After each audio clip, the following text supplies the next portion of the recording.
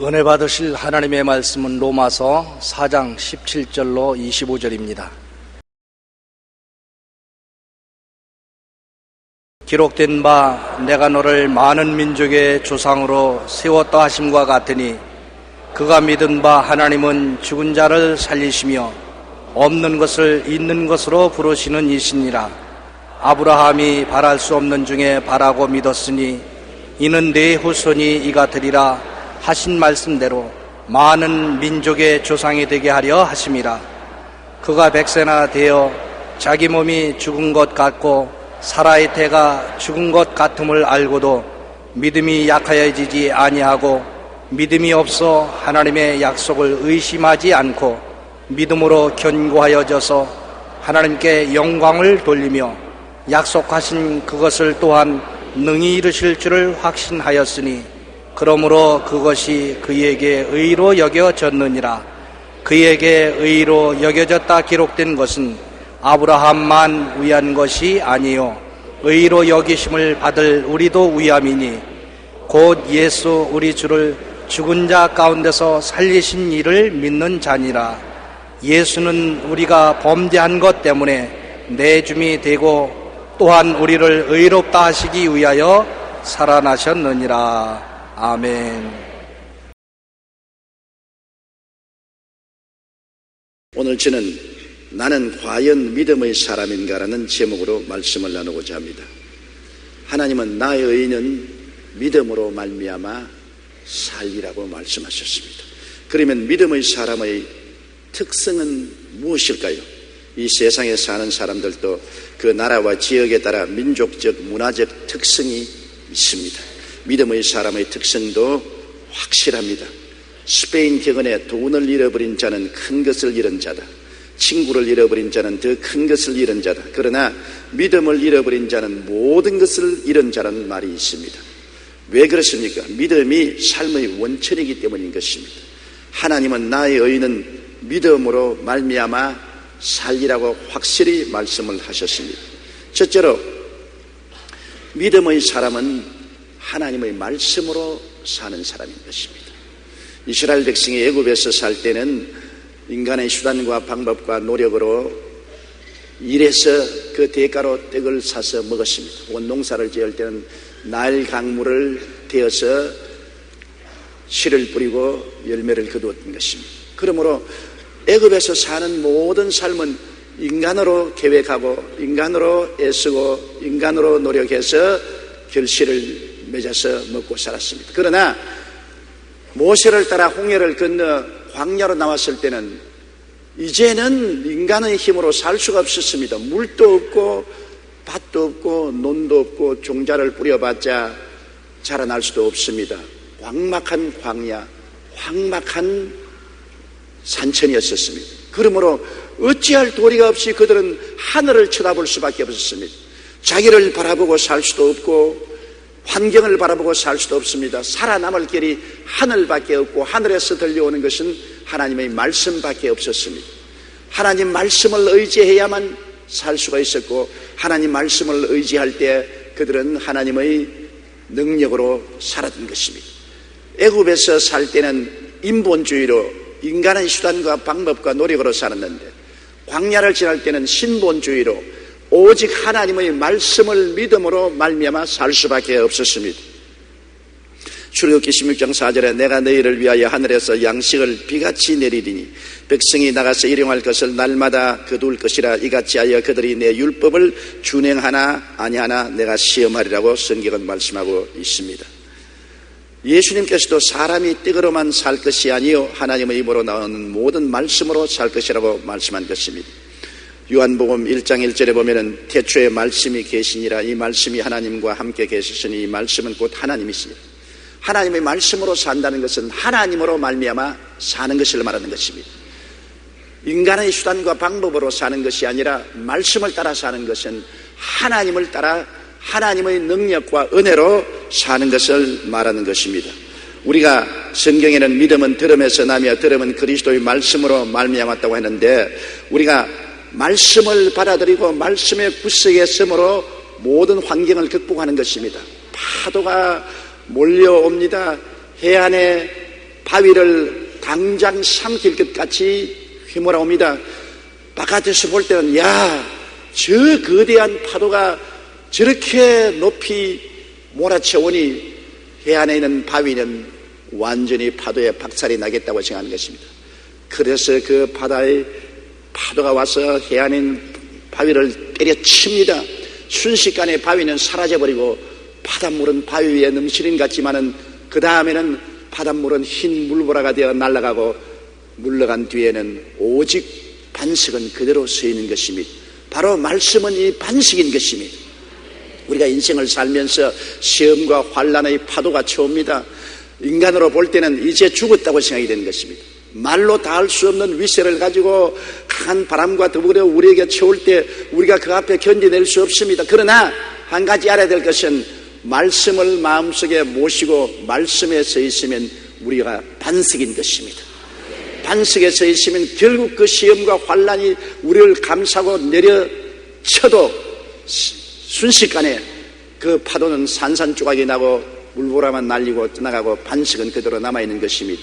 그렇기 때문에 이 보배를 질그릇에 가졌으니 사방으로 우겨 쌓임을 당하여도 쌓이지 아니하고 답답한 일을 당해도 낙심하지 아니하고 핍박을 받아도 버림받지 아니하고 거꾸로 때림을 당하여도 망하지 않는다고 말한 것입니다. 예수님이 우리의 반석이요 말씀을 통해서 우리 가운데 와 계시기 때문에 이 반석을 무너뜨릴 힘은 우주에는 없는 것입니다. 그러므로 믿음은 들음에서 나며 들음은 그리스도의 말씀인데 이 말씀이 바로 하나님이요 말씀이 바로 예수님이신 것입니다. 요한복음 2장 5절에 보면 예수님께서 어머니와 그 제자들을 데리시고 잔치집에 갔습니다. 그런데 잔치집에 포도주가 떨어졌습니다. 그럴 때 예수님의 어머님이 나와서 이 집에 포도주가 떨어졌다고 말했었습니다. 그러고 난 다음에 그 하인들 보고 이렇게 말씀했습니다. 그 어머니가 하인들에게 이르되 너희에게 무슨 말씀을 하시든지 그대로 하라. 무슨 말씀이든지 예수님이 말씀하시는 그대로 하면은 문제가 해결되는 것입니다. 상황이 변화되는 것입니다. 가나의 혼인잔치에 포도주가 떨어졌더라도 예수님께서 물통에 물을 채우라고 하시고 그를 떠서 연회장에 갖다 주라고 하실 때 그 물은 포도주로 변화되어 버리고 말한 것입니다. 말씀이 운명과 환경을 변화시키는 기사와 능력을 나타내는 것입니다. 마태복음 8장 8절에 보면은 백부장의 종이 중풍으로 걸려 죽어갈 때 주님께 나와 간구하니 주님이 내가 가서 고쳐주리라고 하셨습니다. 근데 백부장이 뭐라고 했습니까? 주여 내 집에 들어오심을 나는 감당치 못하겠사오니 다만 말씀으로만 하옵소서. 그러면 내 하인이 낫겠나이다. 말씀만 주시면 말씀이 어떠한 병도 물리치고 문제를 해결할 것이니 말씀만 달라고 했었습니다. 예수님이 감탄하셨습니다. 그리고 돌아가라 내 믿은 대로 될지라 했는데 그 하인이 즉시로 고침을 받고 말한 것입니다. 여러분 우리 예수 믿는 사람은 떼그로 사는 사람들이 아니요 말씀으로 사는 사람들인 것입니다. 이제는 우리 자신을 바라보고 살지 않고 우리의 환경을 바라보고 살지 않고 하늘을 쳐다보고 하나님 보좌에서 넘쳐나오는 말씀을 가지고 우리가 사는 것입니다. 그러므로 이 말씀을 듣고 말씀을 묵상하고 말씀을 믿고 말씀을 마음속에 깊이 간직하면 우리가 만세 반석 위에 서서 살게 되는 것입니다. 눈에는 아무 증거 안 보이고 귀에는 아무 소리 안 들리고 손에는 잡히는 것 없어도 말씀 위에 서 있기 때문에 어떠한 풍파가 닥쳐와도 우리를 삼키지 못하고 그 풍파는 산산조각이 나버리고 말게 될 것입니다. 승리는 말씀 속에 서면 가질 수 있습니다. 미국의 트루먼 대통령으로 당선되자 그의 고향 미주리주 인디펜던스에 가서 당선 기념 도서관을 개관했습니다. 그는 행사에 참석하기 위해 고향을 방문했는데 사람들은 대통령을 구경하기 위해 구름대같이 모여들었습니다. 그게 아이들도 많은데 한 아이가 이런 질문을 했습니다. 대통령 아저씨, 우리만 할 때 무엇을 하셨나요? 학교에 반장을 하셨나요? 트루먼은 아니다. 나는 너희만 할 때 아주 볼품이 없었어. 운동도 못하고 눈이 아주 나빠서 안경을 벗으면 책도 읽지 못했어. 그럼 대통령께서 어떻게 대통령이 되셨나요? 나는 매일 성경을 읽었단다. 그리고 내 뒤에서 밀어주시는 하나님의 힘을 믿었지. 나는 빌립보서 4장 1절 그러므로 나의 사랑하고 사모하는 형제들, 나의 기쁨이요 면류관인 사랑하는 자들아, 이와 같이 주 안에서 서라는 말씀을 굳게 믿고 담대하게 밀고 나갔단다. 그는 하나님 말씀에 대한 믿음을 통해 대통령까지 올라갈 수가 있었던 것입니다. 믿음의 사람은 하나님의 말씀으로 살아가는 사람이 믿음의 사람인 것입니다. 내가 믿음의 사람이냐 아니냐를 알고 싶으면 말씀에 서느냐 안 서느냐 그것을 살펴봐야 되는 것입니다. 고아의 아버지라고 불리던 조지 뮬러의 전기를 읽어보면 그는 3개월에 한 번씩 성경 전체를 통독했습니다. 일생 동안에 200번이나 성경을 정독했습니다. 어떤 이가 그에게 오늘날 그리스도인들은 왜 약해서 하나님의 일을 할 수 없습니까? 하고 물으니까 뮬러가 대답하는 말이 항상 성경을 읽지 않기 때문에 그렇게 약한 것입니다. 5만 번 기도의 응답을 받은 조지 뮬러의 이러한 믿음은 날마다 하나님의 말씀을 통해 얻은 능력인 것입니다. 로마서 10장 11절에 믿음은 들음에서 나며 들음은 그리스도의 말씀으로 말미암나니라고 말한 것입니다. 믿음의 생활은 말씀을 읽고 듣고 묵상하고 말씀이 우리 마음속에 간직될 때 믿음의 사람이 되고 믿음으로 하나님과 동행할 수 있게 되는 것입니다. 믿음의 사람은 말씀의 사람이라는 것을 잊어서는 안 되는 것입니다. 둘째로 믿음의 사람은 꿈을 품고 사는 사람인 것입니다. 여러분, 닭이 알을 품고 있는 것을 본 적이 있지요. 그 눈을 반짝반짝하면서 알을 품고 있습니다. 우리가 상상컨대 그 닭은 알을 품고 있지만은 그의 머릿속에는 병아리를 꿈꾸고 있는 것입니다. 믿음의 사람이란 언제나 마음속에 꿈을 품고 있는 사람이 믿음의 사람인 것입니다. 이스라엘 백성이 430년 동안 애굽의 고센 땅에 살았습니다. 부조전례로 고센 땅에 뿌리를 내리고 살았으니 좀처럼 그 기름진 땅을 버리고 알지 못하는 가나안 땅으로 나오려고 하지 않습니다. 하루 이틀이 아닌 430년 동안 고센 땅에 살았습니다. 또 고센 땅은 굉장히 기름진 땅입니다. 초목이 많고 물도 넉넉하고 목축도 할 수 있고 농사도 지을 수 있는 곳이네요. 그런데 모세를 통해서 하나님이 가나안 땅으로 인도해 내실 때 그냥 나오라고 말한 것이 아닙니다. 그들의 마음속에 꿈을 심어준 것입니다. 젖과 꿀이 흐르는 땅으로 가자. 여기에 나일강이나 여기에 있는 초목은 비교할 것도 없다. 가나안 땅은 젖과 꿀이 흐르는 땅이다. 그들이 모세를 통해서 주시는 하나님의 말씀을 들었을 때 마음속에 폭발적인 꿈을 가진 것입니다. 젖과 꿀이 흐르다니 세상에 그런 땅이 있느냐. 그들의 마음속에 젖이 강물같이 흐르고 꿀이 강물같이 흐르는 것을 상상할 수 있었습니다. 그들이 그 꿈을 마음속에 품었기 때문에 부조전례로 살아온 고센 땅을 등 뒤로 버리고 떠나올 수가 있는 것입니다. 꿈이 있어야 우리 생활 속에 변화가 다가오는 것입니다. 꿈이 있어야 계획이 다가올 수 있는 것입니다. 꿈이 있어야 현실을 떠나고 앞으로 전진해 나갈 수가 있는 것입니다. 레위기 20장 24절에 젖과 꿀이 흐르는 땅을 너희에게 주어 유업을 삼게 하리라 하였노라. 나는 너희를 만민 중에서 구별한 너희 하나님 야훼라고 말씀하고 있는 것입니다. 꿈이 없는 백성은 망합니다.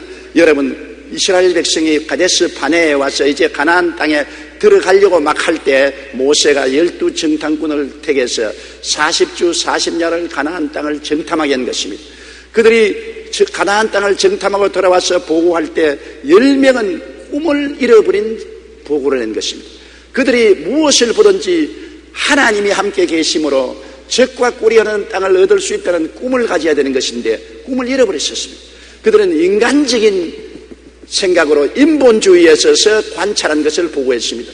그들의 관찰은 인간적으로 볼 때는 맞았습니다. 우리가 본 땅은 젖과 꿀이 흐르는 땅이 아니라 광막한 광야요 사막이다. 그리고 그곳의 성은 굉장히 높다. 그곳에 사는 사람들은 네피림의 후손 아나짝손 대장부라 우리가 보기에는 메뚜기 같더라. 그들도 우리 보고 메뚜기라고 말할 것이다. 완전히 꿈이 없습니다. 인간적인 관찰로서 본 그대로 말했습니다. 그를 들은 사람들은 그들 마음속에 와, 우리가 가는 땅은 젖과 꿀이 흐르는 땅이 아니라 광막한 광야구나. 그리고 우리가 들어갈 곳은 성은 높고 그곳에 사는 사람들은 네피림의 후손 아낙자손 대장부라. 우리는 메뚜기 같다고 했으니 모두 다 자기들을 메뚜기로 상상했습니다. 절대로 들어갈 수 없겠다. 들어가면 우리 처자가 사로잡히고 우리는 죽을 것이다. 우리 장관을 세워서 애굽으로 돌아가자. 완전히 좌절과 절망에 처한 것입니다. 부정적인 상상력을 동원해서 부정적인 꿈을 꾸자 그들은 미약해지고 연약해지고 패배자가 된 것입니다. 그러나 여호수아와 갈렙은 하나님의 말씀을 마음속에 간직하고 하나님의 약속을 통해서 사물을 보았습니다. 아니라 우리가 본 땅은 과연 젖과 꿀이 흐르더라. 그리고 물론 성은 높고 그들은 아낙자손 네피림의 후손 대장부지만은 그들의 보호자는 떠났고 그들은 우리의 밥이다. 우리 들어가서 점령하자. 그들은 사물을 볼 때 하나님과 함께 사물을 보았습니다.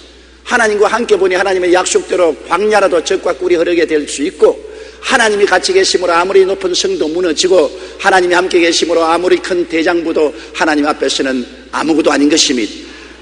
여호수아와 갈렙은 꿈을 가지고 보고를 했고 10명의 정탐꾼은 꿈이 없이 보고를 했습니다. 여러분, 우리가 인생을 살면서 하나님 없이 사물을 바라보면 안 믿는 사람이 보는 관점에서 사물을 보게 되는 것입니다. 우리 예수 믿는 사람은 예수 그리스도의 보혈로 하나님과 언약 맺고 하나님이 우리와 함께 계시고 하나님의 성령이 우리를 도와주시고 하나님의 약속의 말씀이 있기 때문에 눈에는 아무 증거 안 보이고 귀에는 아무 소리 안 들리고 손에는 잡히는 건 없어도 말씀을 통하여 꿈속에 살아야 되는 것입니다. 말씀을 통하여 오늘과 내일에 대한 꿈을 마음속에 품어야 되는 것입니다. 꿈이 없는 백성은 망합니다. 알을 속에 갖지 않은 닭은 알을 낳을 수가 없습니다. 속에 알이 있기 때문에 알을 낳는 것입니다. 여러분 속에 꿈을 품어야 꿈이 현실로 다가오게 되는 것입니다. 꿈이 없으면 현실의 새로운 창조적인 역사는 일어나지 않습니다. 민수기 14장 36절로 38절에 보면 그 땅을 악평하여 온 회중이 모세를 원망하게 한 사람 곧 그 땅에 대하여 악평한 자들은 야훼 앞에서 재앙으로 죽었고 그 땅을 정탐하러 갔던 사람들 중에 오직 눈의 아들 여호수아와 여분네의 아들 갈렙은 생존하니라. 보십시오. 꿈을 잃어버린 사람은 재앙을 만납니다. 그러나 꿈을 잃어버리지 않은 여호수아와 갈렙은 축복을 받은 것입니다. 꿈이 없으면 그 자체가 재앙인 것입니다. 내일이 없으니까요. 그러나 여호수아와 갈렙은 꿈을 가졌기 때문에 그들은 젖과 꿀이 흐르는 가나안 땅으로 들어갈 수가 있는 것입니다. 우리들은 예수 그리스도의 십자가 밑에서 꿈을 받고 그 꿈을 품고 살아야 되는 것입니다. 예수님은 하나님의 아들로서 육신을 쓰고 오셔서 우리를 대신하여 십자가에 올라가서 우리의 원수들과 싸워서 이기신 것입니다. 몸을 찢고 피를 흘려서 십자가에서 다 이루신 것입니다. 우리는 십자가를 통하여 죄 많은 우리들이 용서받고 의롭게 될 수 있는 꿈을 품을 수가 있는 것입니다. 더럽고 추악한 우리가 씻음받고 거룩하고 성령 충만한 사람이 되는 꿈을 품을 수가 있습니다. 십자가를 통하여 병약하고 연약한 우리가 치료받고 건강하게 될 수 있는 꿈을 품을 수가 있는 것입니다. 저주받고 가난하고 낭패와 실망을 당한 우리가 아브라함의 복을 받고 형통하게 되는 꿈을 품을 수가 있고 죽어 멸망받을 수밖에 없는 우리가 부활 영생 천국인이 되는 꿈을 품을 수가 있는 것입니다. 우리의 꿈은 십자가를 통해서 마음속에 얻을 수 있는 것입니다. 십자가를 통하여 우리 마음속에 꿈을 품지 아니하면 그 꿈은 결코 현실 속에 이루어지지 않는 것입니다. 모든 것은 먼저 꿈으로 마음속에 잉태되고 난 다음에 이 세상에 나타나게 되는 것입니다. 십자가를 통하여 우리의 영혼이 잘되고 범사에 잘되며 강건하고 생명을 얻되 넘치게 얻게 하신 그리스도의 은총을 우리는 마음속에 꿈으로 받아들이고 그것을 바라보아야 되는 것입니다. 내가 그리스도의 은혜로 말미암아 변화된 모습을 바라보아야 되는 것입니다. 누구든지 그리스도 안에 있으면 새로운 피조물이라 이전 것은 지나갔으니 보라 새 것이 되었도다. 나는 새 것이 된 내 자신을 꿈꾸는 사람이 되어야 하는 것입니다. 용서받은 의인이 된 자기를 꿈꾸어야 되며 거룩하고 성령 충만한 자기를 꿈꾸어야 되며 치료받고 건강하게 된 자기를 꿈꾸어야 되며 아브라함의 축복과 형통을 받은 자기를 꿈꾸어야 되며 부활 영생 천국을 얻은 자기를 꿈꾸어야 되는 것입니다. 십자가를 바라보고 꿈을 잉태하고 꿈을 꾸는 사람은 그대로 되는 것입니다. 꿈이 없는 사람은 망하고 마는 것입니다. 그러므로 여러분 우리들은 모두 다 그리스도를 통하여 꿈을 갖고 사는 사람이 되어야 되는 것입니다. 주를 믿지 않은 사람은 꿈을 꿀 수 있는 근거가 없습니다. 그러나 우리는 꿈을 꿀 수 있는 이유가 있습니다. 예수께서 우리를 대신하여 십자가에서 몸짓고 피 흘려 값주고 위대한 삶을 우리에게 허락해 주셨기 때문에 십자가 밑에 가서 꿈을 꾸지 않을 수가 없는 것입니다. 십자가 밑에서 꿈을 꿀 수 없는 사람은 어느 곳에 가도 꿈을 꿀 수 없습니다. 십자가 밑에서 꿈을 꾸는 사람을 통해서 하나님은 새로운 삶을 우리에게 허락하여 주시는 것입니다. 하나님의 성령이 오시는 것은 우리에게 십자가를 통한 꿈과 환상을 굳게 가지고 그것을 이루기 위해서 오신 것입니다. 성경은 성령도 우리 연약함을 도우신다고 말한 것입니다. 성령이 오시면 젊은이는 환상을 보고 늙은이는 꿈을 꾸겠다고 말한 것입니다. 성령이 예수 그리스도의 십자가 보혈을 통하여 젊은이의 마음속에는 환상을 그리고 늙은이의 마음속에는 꿈을 그려주시고 성령께서 환상이나 꿈을 품은 사람을 통해서 능력과 권세를 나타내 주시는 것입니다. 하나님의 성령은 그냥 아무나 사용하는 것이 아닙니다. 꿈이 없는 사람은 성령이 사용할 수 없습니다. 꿈이라는 그릇을 가진 사람을 통해서 하나님의 성령이 사용하시는 것입니다. 여러분, 예수님의 제자들 보십시오. 불황무식한 제자들, 어부들, 갈릴리를 떠나본 적이 없는 촌 사람들입니다. 그런 사람들에게 주님께서 3년 반 동안 가르치고 위대한 꿈을 넣어주었던 것입니다. 너희는 온 천하에 다니며 만민에게 복음을 전가하라. 비행기도 없고 자동차도 없고 배도 없이 도보로 다닐 때 그들에게 천하에 나가서 그리스도의 복음을 전파하라.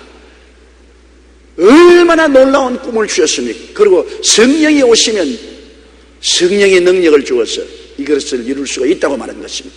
성령이 오시자 그들의 마음속에 주님이 주신 꿈이 폭발했습니다. 그들은 그들의 현실과 삶을 초월한 위대한 하나님의 꿈을 받아들였습니다.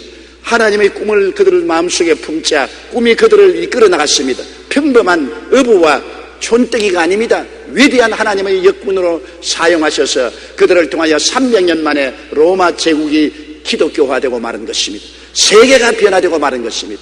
꿈을 품으면 꿈이 여러분을 품어주신 것입니다.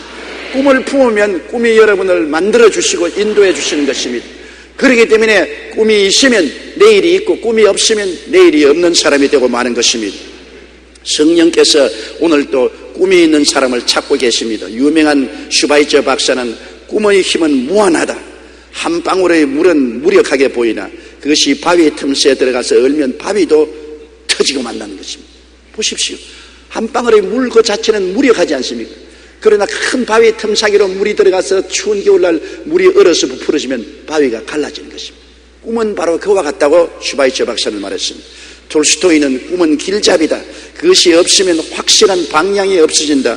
방향이 없어지면 행위도 없고 생활도 없다고 말한 것입니다.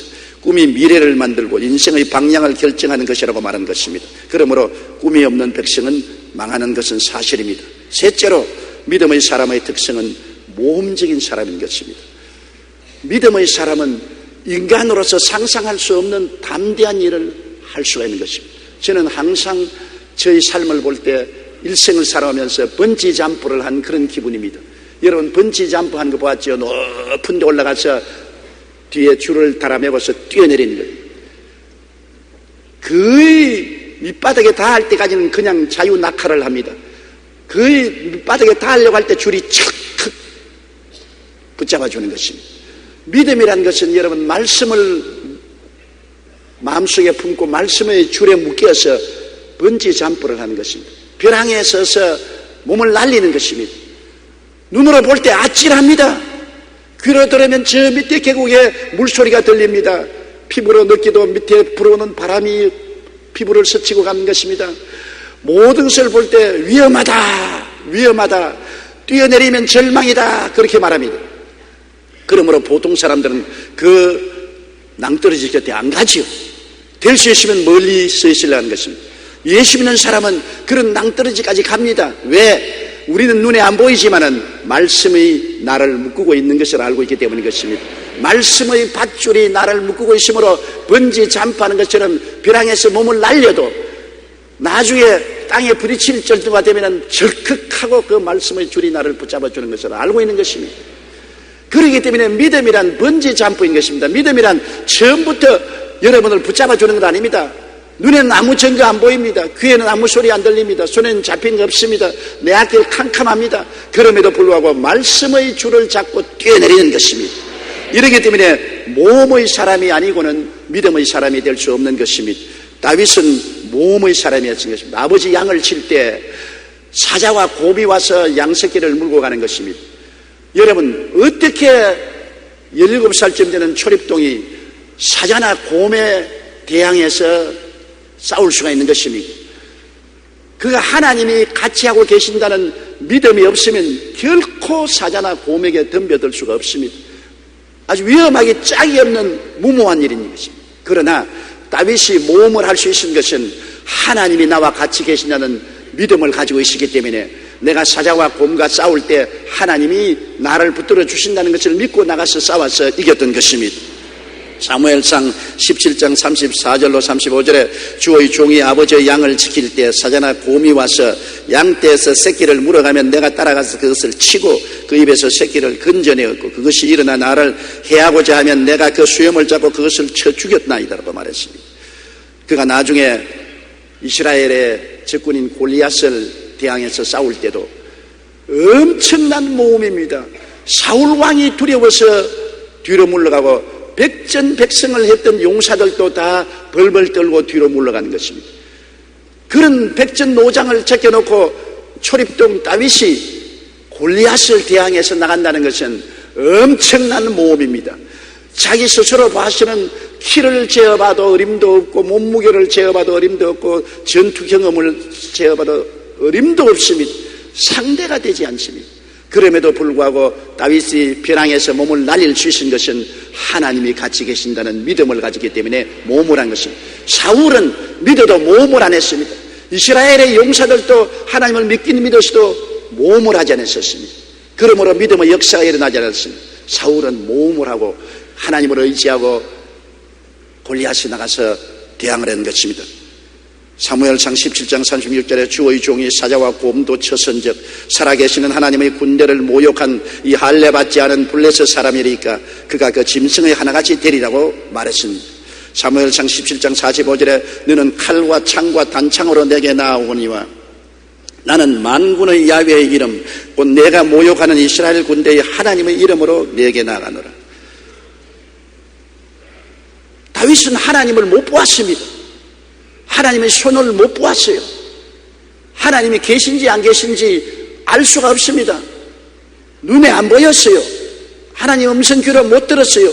몸으로 못 느꼈어요. 그러나 믿음으로 하나님이 같이 계신 것을 알았습니다. 왜냐하면 하나님과 언약을 맺었기 때문에 할례를 받은 것은 하나님이 같이 계시다는 언약으로 할례를 준 것입니다. 오늘날 우리는 할례보다 더 위대한 언약을 받았습니다. 예수 그리스도의 십자가의 보혈로 언약 맺은 사람이 오늘 예수 믿는 사람인 것입니다. 예수님의 보혈을 의지하는 사람은 하나님이 같이 계시는 사람인 것입니다. 다윗이 할례 베푼 하나님과 언약을 믿고 나갔다면 우리 예수 믿는 사람들이 보혈의 언약을 맺은 사람이 어떻게 담대하게 모험을 하고 나가지 아니할 수 있겠습니까?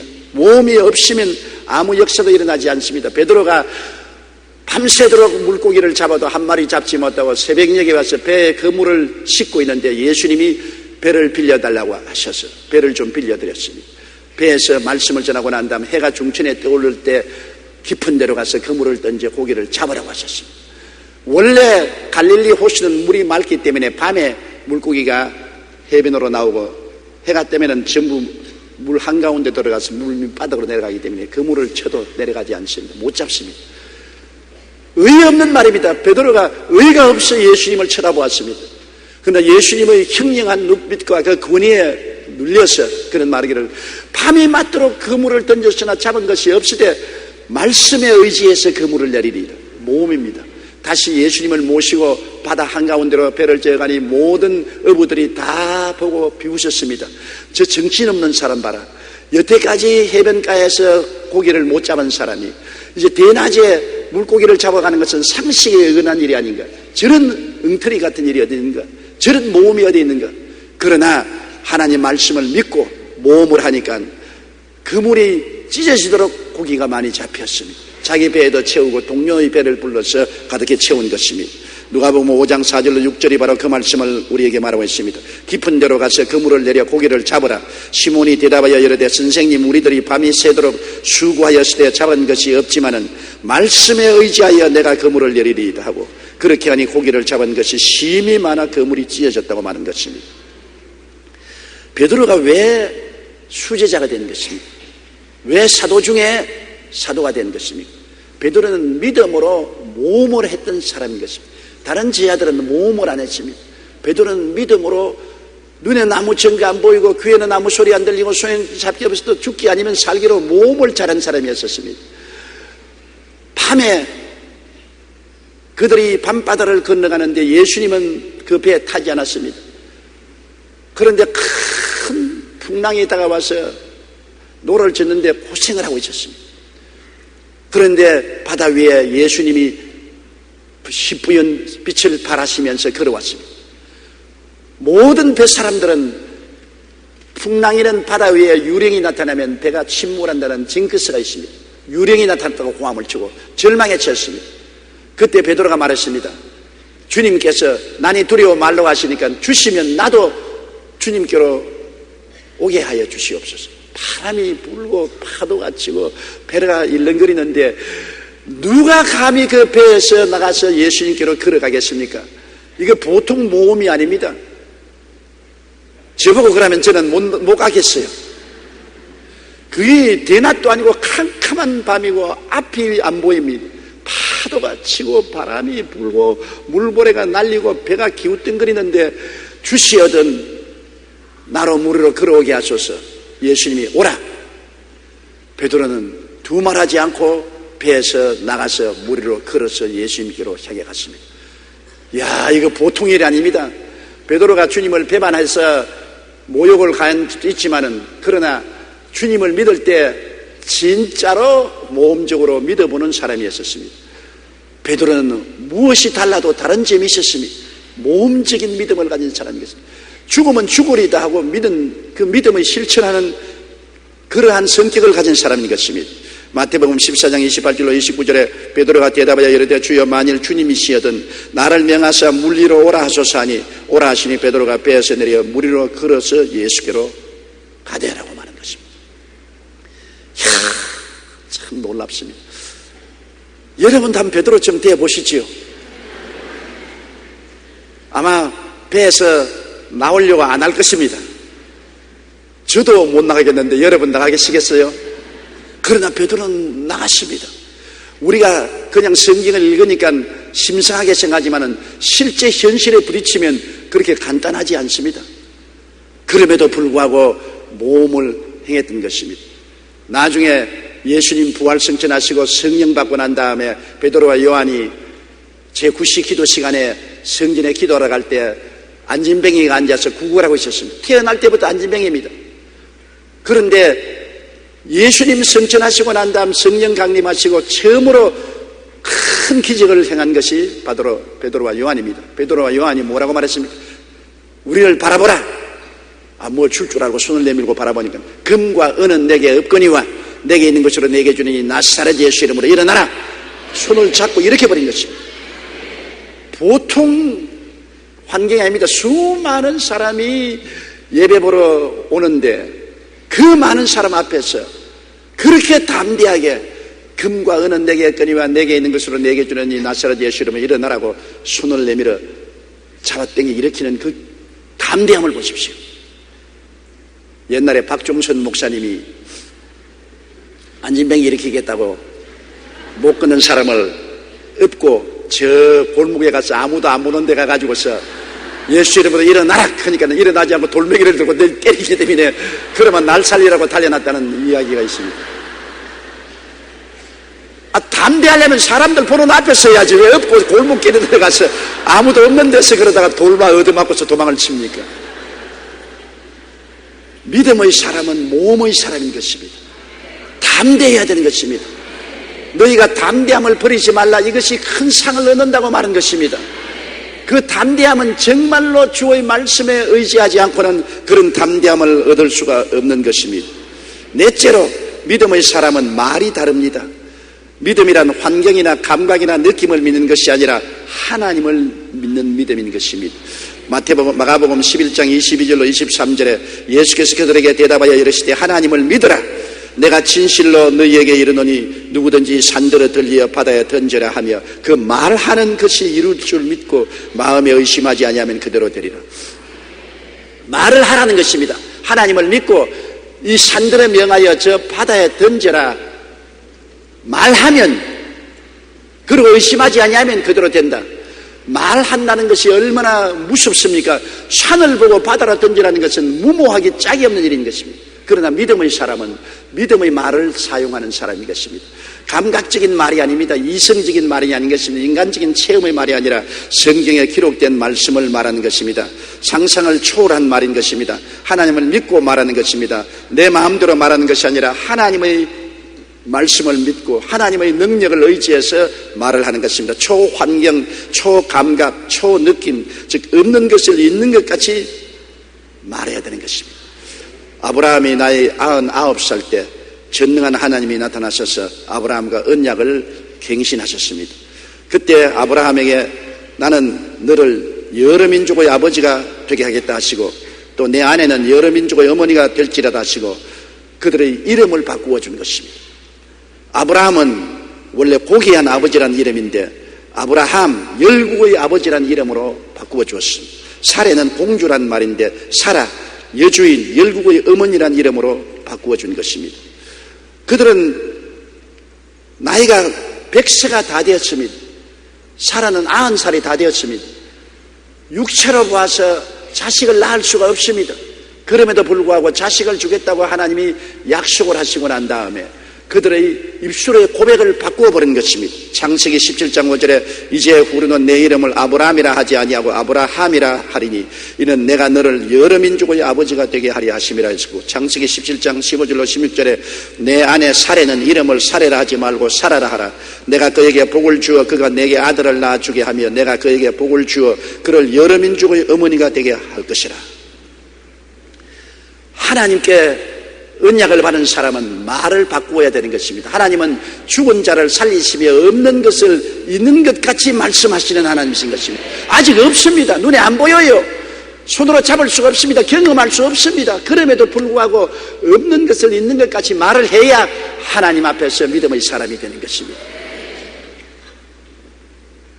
내가 아직 천국에 안 올라갔지만은 나는 이미 구원받은 사람이요 천국에 내 집이 있고 나는 천국 사람이라고 말을 해야 되는 것입니다. 믿음으로 고백해야 되는 것입니다. 아직까지 병이 안 나았지만은 제가 채찍에 맞음으로 너가 나음을 입었다고 하셨으므로 나는 말씀에 입각해서 기도를 했으므로 나음을 입었습니다. 말을 그렇게 바꿔야 되는 것입니다. 나는 지금까지도 성공하지 못하고 시험과 환난과 고통이 많지만은 그리스도께서 나를 위하여 저주를 받아서 율법의 저주에서 나를 해방하여 주시고 아브라함의 복을 받게 해주셨으므로 나는 복받은 사람입니다. 결코 나는 복을 받은 사람이니 복이 나를 따라오는 것입니다. 말을 하나님 말씀을 통해서 바꿀 수가 있어야 되는 것입니다. 하나님을 믿고 그렇게 하라는 것입니다. 내 인간의 힘으로는 그렇게 말할 수 없습니다. 하나님을 믿어라. 그리고 이 산들을 명하여 저 바다에 던져라 말하라고 말하는 것입니다. 하나님의 말씀을 믿고 하나님을 의지하고 우리가 언어를 바꿔야 되는 것입니다. 우리가 옛날에 감각적인 언어, 지성적인 언어, 이성적인 언어, 체험적인 언어만 말한다면 인간적인 삶밖에 살 수 없습니다. 하나님의 능력으로 살려면 말을 바꾸어야 되는 것입니다. 하나님의 말씀을 의지하고 말할 수 있어야 되는 것입니다. 성경에 주님께서 한 번은 산에서 변화되고 9 제자들하고 내려오니까 많은 사람이 남은 제자들하고 모였는데 정간을 하는 아들을 데린 아버지가 와서 예수님께 뛰어와서 주여 내 아들이 귀신에 잡히면 물에도 자빠지고 불에도 다 자빠집니다. 귀신이 내 아들을 죽이려고 했는데 내 아들을 데리고 왔는데 당신의 제자들이 고치지 못하더이다. 무엇을 할 수 있거든 나를 도와주시옵소서. 주님께서 당장 그 아버지의 입술의 고백을 꾸짖었습니다. 할 수 있거든이 무슨 말이냐? 입술의 고백을 잘못했습니다. 할 수 있거든이 무슨 말이냐? 믿는 자에게는 능치 못하심이 없나니라. 그러자 그 아버지가 입술의 고백을 바꾸었습니다. 주여 내가 믿나이다. 아까 전에는 할 수 있거든요 말하다가 요새는 이제 입술의 고백을 바꾸어서 주여 내가 믿나이다. 믿음 없는 것을 도와주시옵소서. 그러자 주님께서 그 소년을 향해서 꾸짖으시니 귀신이 나가고 고침을 받은 것입니다. 이 아버지가 믿음의 고백을 잘못했을 때는 예수님께서 꾸짖으시고 어린아이를 고치지 않았습니다. 할 수 있거든이라고 말할 때는 주님이 도대체 무슨 말을 그렇게 말하느냐, 그런 입술의 고백을 어떻게 할 수 있느냐. 꾸짖으니까 당장 이 아버지가 회개하고 믿습니다. 이제 할 수 있거든이 아닙니다. 믿습니다. 그러니까 주님께서 고쳐주신 것입니다. 정말 신앙의 고백에 주님이 감탄하는 것은 서르보니게 여인입니다. 서르보니게 여인이 딸이 귀신 들렸다고 고쳐달라고 예수님께 나와 간청할 때 예수님이 자녀에게 줄 떡을 취해서 개에게는 안 준다. 이방 개인 너에게 치료를 줄 수가 없다고 말했습니다. 그때 서르보니게 여인이 말했습니다. 옳소이다 주님, 개입니다. 그러나 개들도 밥상에서 떨어지는, 자녀들이 먹는 밥상에서 떨어지는 부스러기는 받아 먹습니다. 그 신앙 고백을 하니까 주님 뭐라고 말씀하셨습니까? 오 여자여 내 믿음이 크도다. 내 딸에게서 귀신이 나갔느니라. 조금 전까지 주님께서 자녀에게 줄 떡을 취하여 개에게는 안 준다고 했는데 이 서르보니게 여인의 신앙 고백이 얼마나 위대합니까? 예, 옳습니다. 그러나 개들도 자녀의 밥상 밑에 떨어지는 부스러기는 받아 먹으니 저게 부스러기 하나만 주십시오. 그 말에 주님이 감탄하신 것입니다. 우리가 말을 잘해야 주님을 감동시킬 수가 있는 것입니다. 주님이 세상에 어떻게 그런 말을 하고 내게 은혜를 받으려고 하느냐. 이렇게 꾸짖으면 어떻게 하겠습니까? 주님 할 수만 있으면 나를 좀 도와주시옵소서. 주님 할 수만 있으면 나를 고쳐주시옵소서. 할 수만 있으면 내게 평안을 주시옵소서. 할 수만 있으면 성공하게 해주시옵소서. 이 사람아, 할 수 있다는 말이 무슨 말이냐. 말 도로 고쳐서 오너라. 말 배워서 오너라. 곰곰이 생각하고 회개하고 난 다음 주여 믿습니다. 아까는 믿음 없는 말을 한 것을 용서하여 주시옵소서. 주님 할 수 있습니다. 믿습니다. 그러면 주님이 그래 내 믿은 대로 될지어다 그렇게 말씀하는 것입니다. 히브리서 10장 35절에 그러므로 너희 담대함을 버리지 말라. 이것이 큰 상을 얻는다고 말한 것입니다. 담대하게 말을 할 수 있어야 되는 것입니다. 찬송가 나 같은 죄인 살리신 등 좋은 찬송가를 많이 남겼던 영국의 존 뉴턴 목사님은 세상에서 낙심하게 하는 것들이 많이 있으나 믿음의 살인에는 그런 말이 없다. 다른 사람에게는 낙심되는 것들이 신자들에게는 하나님의 길로 들어가는 신호이다라고 말하는 것입니다.